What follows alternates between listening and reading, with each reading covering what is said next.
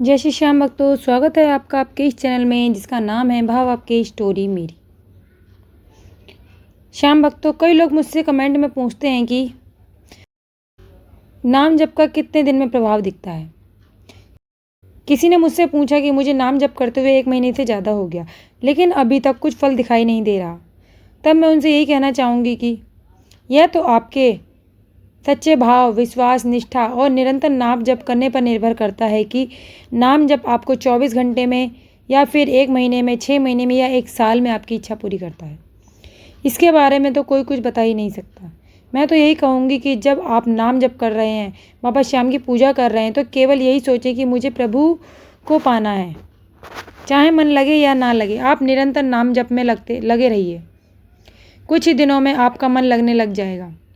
बस ये सोचें कि भगवत प्राप्ति करना है। आपकी जो भी सांसारिक ज़रूरत है वह अपने आप ही पूरी हो जाएगी, अगर आप भाव और विश्वास से सच्चे मन से बाबा का नाम जप करेंगे। यदि आप सच्चे मन से बाबा श्याम का नाम जप करेंगे तो बाबा श्याम एक दिन सच में आपकी ज़रूर सुनेंगे। वह आपके साथ चमत्कार भी करेंगे। श्याम भक्तों, बाबा श्याम के दरबार में रोज़ कोई ना कोई चमत्कार होते ही रहते हैं। जिसका वह हाथ पकड़ लेते हैं उसे रंग से राजा बनाने में टाइम नहीं लगाते। आज जो मैं आपको कहानी सुनाने जा रही हूँ, यह जयपुर में रहने वाले विनोद जी ने भेजी है। वे कहते हैं कि सच में दीदी, बाबा श्याम क्या नहीं कर सकते। बाबा श्याम के नाम जाप से क्या नहीं हो सकता। नाम जप तो सब कुछ कर सकता है। यह तो हमारी ही कमी होती है। हम इस संसार को अपना मानते हैं, जबकि यह संसार तो केवल मतलब का है। अगर ज़रूरत होती है तो लोग मक्खन लगाने लग जाएंगे, और वहीं जब आपकी ज़रूरत नहीं होगी तो लोग इग्नोर करने लग जाते हैं। तब आपको भगवान की याद आती है। आप पहले ही अगर भगवान को याद करने लग जाओ तो संसार की ज़रूरत ही ना पड़े। कलयुग केवल नाम आधारा। कलयुग में सिर्फ नाम जप ही करिए, उससे ही प्रभु प्राप्ति होती है। सिर्फ भाव और विश्वास के साथ निरंतर नाम जप में लगे रहिए। विनोद कहते हैं, आज मैं अपने जीवन की एक सत्य घटना आपको बताने जा रहा हूँ, जिससे आपको पता चल जाएगा कि नाम जप क्या नहीं कर सकता, जिसको सुनने से बाबा श्याम पर विश्वास लोगों का और भी बढ़ जाएगा। मेरा नाम विनोद है। मैं जयपुर का रहने वाला हूँ। आज की घटना आपके साथ में शेयर कर रहा हूँ। इस घटना को सुनने के लिए वीडियो पर अंत तक बने रहें। वीडियो पसंद आए तो वीडियो को लाइक करें, और चैनल पर पहली बार आएँ तो प्लीज़ चैनल को सब्सक्राइब करना ना भूलें। बेल आइकन को ज़रूर प्रेस करें। विनोद कहते हैं, लगभग 3 साल पहले की बात है। मेरे पिताजी खेती का काम करते थे। मेरी माँ हाउसवाइफ है। एक बहन है। मैंने सरकारी स्कूल में पढ़ाई की है। अनाज बेचकर मेरे माता पिता ने मुझे कॉलेज करवाया। मेरा बचपन बहुत ही गरीबी से बीता है। मैं हमेशा नौकरी के लिए फॉर्म भरता रहता, लेकिन मेरा सिलेक्शन नहीं हो पाता था। जॉइनिंग लेटर नहीं आता था। हमेशा अपने मोबाइल पर चेक करता रहता, पूरी रात जाकर कि शायद कोई मेल आया हो। हर बार मेरे साथ ऐसा ही होता। फिर भी मेरे माता पिता मुझे समझाते कि कोई बात नहीं, फिर से प्रयास करो। मुझे भगवान पर बिल्कुल भी विश्वास नहीं था। ना तो मैं कभी मंदिर में खड़ा होता था और ना ही कभी हाथ जोड़ता था। मैं हमेशा सोचता था कि क्या होगा मेरे जीवन का, क्या उद्देश्य है मेरे जीवन का। बस खेतों में मेहनत करना। बचपन से ही गरीबी देखी है मैंने। रूखी सूखी खाना मैंने बहुत खाए हैं। बहुत बड़े बड़े सपने थे मेरे कि मैं भी नौकरी करूँगा, मैं भी अच्छे पैसे कमाऊँगा, मैं अपने माँ बाप की ज़िंदगी संवारूँगा। लेकिन मेरा सपना ही रह जाता। मेरा मन कहीं नहीं लगता।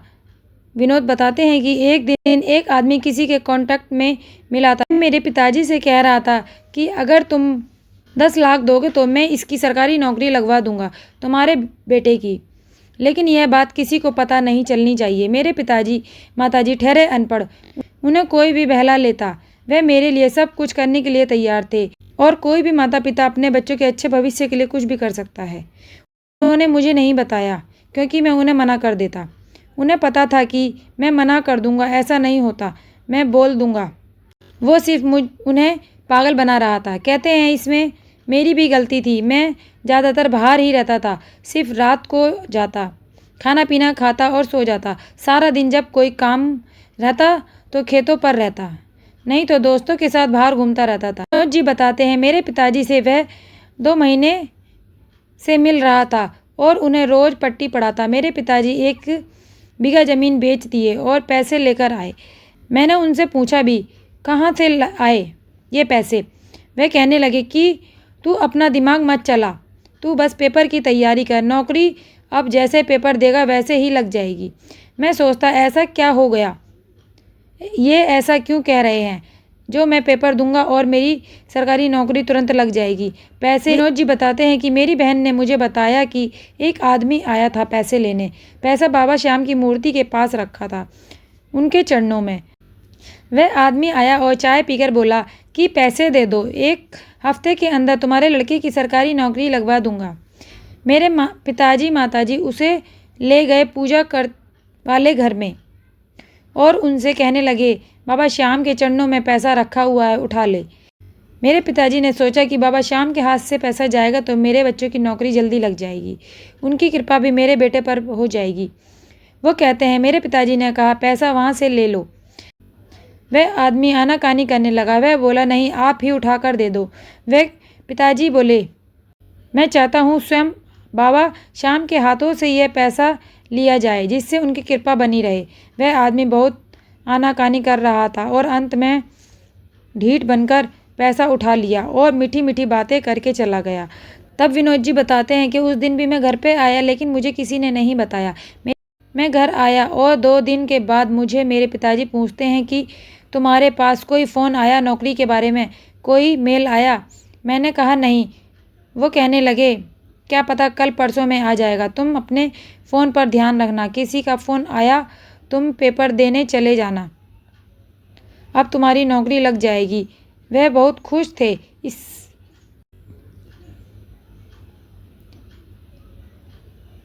ये कह रहे थे। मुझे डाउट हुआ कि ऐसा ये बार बार क्यों कह रहे हैं। तब मैंने अपने माता पिता बहन से पूछा। मेरे पिताजी ने बताया, पहले मेरी बहन ने बताया था, उसके बाद मेरे पिताजी बताने लगे कि ऐसा ऐसा हुआ है। विनोद कहते हैं, मेरे तो पैरों तले ज़मीन खिसक गई। मैंने कहा, अरे ऐसा कहीं होता है, कोई घूस देकर सरकारी नौकरी नहीं मिलती, क्यों तुम लोगों ने खेत बेच दिया? वह आदमी सिर्फ आपका फ़ायदा उठा रहा था, वह आपको बेवकूफ़ बना गया। अब तुरंत ही उसके मोबाइल पर फ़ोन लगाने लगे पिताजी, लेकिन नंबर स्विच ऑफ जा रहा था, कोई भी पता नहीं चल रहा था। वह जहाँ चाय की टपरी पर मिलता था वहाँ भी गए, लेकिन वहाँ पर नहीं मिला। 15 दिन बीत गए, उसका कोई पता नहीं चला। विनोद कहते हैं, मेरे पिताजी बहुत मायूस हो गए। बाबा श्याम के सामने बैठकर रोने लगे और कहने लगे, बाबा श्याम मेरे जीवन भर की मेहनत की पूंजी ले गया। मेरे माता पिता खाना नहीं खाते, हमेशा सोच में पड़े रहते। मैंने खुद अपने हाथों से अपने पैरों पर कुल्हाड़ी मार ली। तब विनोद कहते हैं, मेरे पड़ोस में ताऊ ताई गांव के सभी लोगों को पता चल गया कि ऐसी ऐसी बात हुई है। सभी ने कहा कि उसको ढूंढने से कोई रास्ता नहीं निकलेगा, वह कहीं नहीं मिलेगा, वह पैसे ले भाग गया है। तुम अब बाबा श्याम से ही गुहार लगाओ, उन्हीं का नाम जप करो, जो कुछ कर सकते हैं अब वही कर सकते हैं। विनोद कहते हैं, मैं भी बहुत परेशान था। मेरे माता पिता बहन सब बाबा श्याम के सामने रो रहे थे, प्रार्थना कर रहे थे कि हे बाबा श्याम, मुझे मेरा पैसा दिलवा दो, मेरा पैसा वापस करवा दो। तब ये कहते हैं कि पहली बार जब मैं भी उनके साथ बाबा श्याम के सामने बैठकर उनसे कह रहा था, हे श्याम बाबा, अगर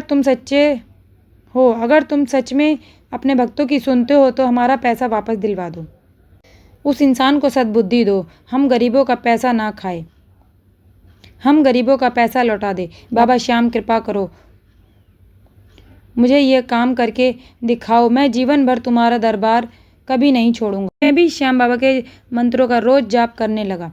मेरे परिवार में मेरे माता पिता, मेरी बहन और मैं, हम सभी बाबा श्याम की पूजा करने लगे। 24 घंटों उन्हीं के आगे रोते, उन्हीं के आगे बैठे रहते। 1 महीने बाद वह आदमी हमारे घर आया। मेरे पिताजी आंगन में बैठे थे, मैं नहा रहा था। वह झट से बाइक से उतरा और पैसे का बैग निकालकर पापा को दे दिया और तुरंत बाइक पर बैठकर जाने लगा। मेरे पिताजी पैसा लेने के बाद जोर जोर से चिल्लाने लगे, वही है, पैसा ले गया था। तभी विनोद कहते हैं, मैं बाथरूम से बाहर निकला और उसके पीछे दौड़ा, लेकिन वो हाथ नहीं आया, मैं उसे पकड़ नहीं पाया। वह पैसा ना जाने क्यों वापस करके गया।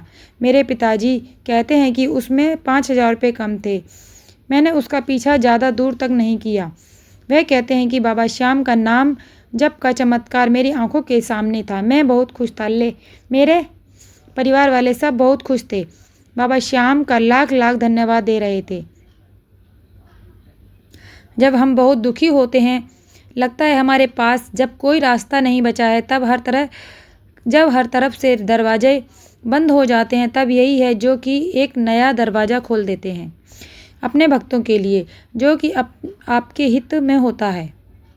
विनोद कहते हैं, मेरे माता पिता की सच्ची श्रद्धा, उनका बाबा श्याम पर अटूट विश्वास था।